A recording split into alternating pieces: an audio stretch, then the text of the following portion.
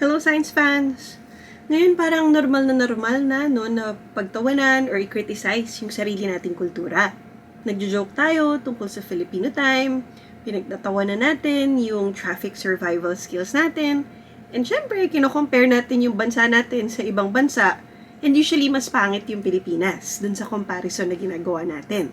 Pero paano kung meron palang power sa pagiging Pilipino at nakatago lang ito sa ating pang-araw-araw na buhay? Paano kung sabihin ko sa inyong meron tayong biological advantages as Filipinos na hinubog ng ating environment, ng ating history, at ng ating kakayanang mag-adapt? Kaya i-flip naman natin yung kwento. Superpower ba ang kakayanan nating tiisin ang sobrang init dito sa ating tropical climate? Ang ating mas mabilis na reflex pag may traffic, pwede ba natin yung i-consider na isang biological adaptation? At paano tayo matuturuan ng kakayanang sumisid ng ibang Filipino communities katulad ng mga Badjao tungkol sa human evolution? Bago natin sagutin ang mga katanungan na ito using science, gusto ko munang mag-hi sa ating mga manonood. Ako po si Shona and I'm your resident Filipina scientist. Isa po akong researcher sa field ng molecular ecology at inaaral ko po kung paano nag-a-adapt ang iba't ibang mga organisms kasama ng mga tao sa pabago-bagong environment. Kapag kasi naiintindihan natin ang adaptation, may mga characteristics tayong nakikita na akala natin common lang o hindi special, pero yung pala, produkto sila ng long-term adaptation at evolution. Isa din po akong teacher at gusto ko pong ipakita sa ating mga estudyante na ang mga konsepto ng biology ay hindi lang makikita sa textbook. Nakikita rin siya sa pang-araw-araw na buhay, pati sa ating katawan, sa ating behavior, at sa ating survival skills. At ang Shien siya yung aking science communication channel, kung saan gusto ko pong gamitin ang science para mas ma-appreciate natin ang ating sariling atin, hamunin ang misconceptions na meron tayo tungkol sa ating pagkatao, at i-empower ang mga Pilipino gamit ang kaalaman. So, pagdating sa Filipino superpowers, yung pag-tolerate natin sa init at ang ating kilikili power, sweat power pala, anong meron doon? Mainit kasi at sobrang humid sa Pilipinas buong taon. Para lumamig ang ating katawan, ang mga tao ay nagpapawis. Alam nyo ba na isa tayo sa may pinakamaraming sweat glands or eccrine sweat glands sa mga mammals?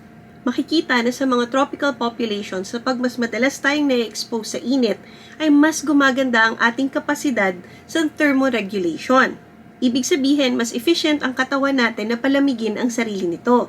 Over time, tayo na may kakayanan na magtiis sa mainit, ay ibig sabihin kakayanin natin na magtrabaho, gumalaw, maghanap ng pagkain, at mabuhay ng mas effective sa isang tropical climate. Hindi ibig sabihin nun ay pare-pareho tayong lahat ng mga Pilipino. Pero dahil marami sa atin ay nakatira dito sa isang mainit at humid na climate over several generations, mula sa lolong-lolo pa nila, lahat ito ay nakahubog na sa ating physiological or biological responses. Yung efficient na pagpapawis, yung tamang salt balance, at yung pag-tolerate sa humidity, lahat yan ay nahubog dahil sa mga namamana nating characteristics or genes mula sa ating ancestors. In short, pag kaya mong isurvive ang summer dito sa Pilipinas, ang tinatawag dyan ay thermodynamic mastery, hindi siya isang kahinaan. Okay, pagdating naman yung reflex natin sa traffic at yung mabilis nating pagdedesisyon, maganda ba siya o pangit? Kung na-try mo nang tumawid sa EDSA o kaya makipagsabayan sa traffic sa iba't ibang city ng Pilipinas, alam mong kailangan nito lahat ng awareness. Constant yung pag-process ng information ng utak natin. Kasi biglang may jeep na humaharurot, may mga nagsizigzag na mga motorsiklo, tas biglang may mga pedestrians na bigla na lang tatawid. Yung napaka-sharp na situational awareness na kakailanganin natin sa mga ganitong sitwasyon ay gumagamit ng iba't ibang parte ng utak, katulad ng visual processing system, motor cortex, at reflex pathways. Ibig sabihin, kung nag-evolve tayo para mas maka-adjust sa ganitong klaseng sitwasyon, mas mabilis ang ating reflexes. Ibig sabihin, mas kaya nating mag-survive. Kasi, kung sa nature at mabilis ang reflex mo, makakaiwas ka sa predators, makakahuli ka ng pagkain, at malalaman mo kung paano gumalaw sa isang lugar na komplikado ang dadaanan mo. Ang meron tayo ay urban chaos. Ibang konteksto ito pero iisa lang ang prinsipyo. Kailangan ng mabilis na sensory processing at ng kakayanan ng split-second decision-making. At kahit anong species pa ang titignan mo, ang adaptability at cognitive flexibility ay definitely mga strength yun. Kaya yung tinatawag nilang diskarte, that's actually pattern recognition at risk assessment na ginagamit natin sa pang-araw-araw. Pag-usapan naman natin yung pagsisid ng ibang Filipino communities katulad ng mga Badjao. Ang mga Sama Badjao o tinatawag ding mga sea nomads ay kilalang kilala dahil sa kakayanan nilang mag-free diving o pagsisid. May mga pag-aaral na nakikita sa kanila na meron silang mas malaking mga spleen na siyang nagtatago ng oxygen-rich na red blood cells o dugo. Kapag nagda-dive kasi, yung spleen natin ay nagko-contract para maglabas ng mas maraming dugo. Kaya, mas maraming oxygen na umiikot sa katawan, mas matagal yung breath hold o yung kakaya nating magpigil ng hininga habang nasa ilalim ng tubig. Ito ay isang napakagandang example kung saan yung pressures na nakukuha natin sa environment. Sa kanila, kailangan nilang mag-dive para makakuha ng pagkain, ay pwedeng baguhin ang hubog o hulma ng ating katawan. Nagbabago siya ng physiological responses natin. Kaya hindi talaga isolated ang kultura at kabuhayan sa ating biology at pati na rin sa ecology. Dugtong-dugtong sila lahat. So, yung mga superpowers na kinuwento ko ay nagpapakita ng evolutionary biology in action. Pero ano nga ba ang mga core principles ng evolution? So una, variation. Sa kahit anong population o grupo ng mga tao, ng mga hayop, ng mga halaman, iba-iba talaga bawat isang individual. Yung iba, mas maganda magpawis. Yung iba, mas mabilis yung reflex. Yung iba, mas malalim sumisid. Natural ang mga pagkakaiba-iba na ito. At itong pagkakaiba-iba na to ang raw material na kailangan para sa evolution.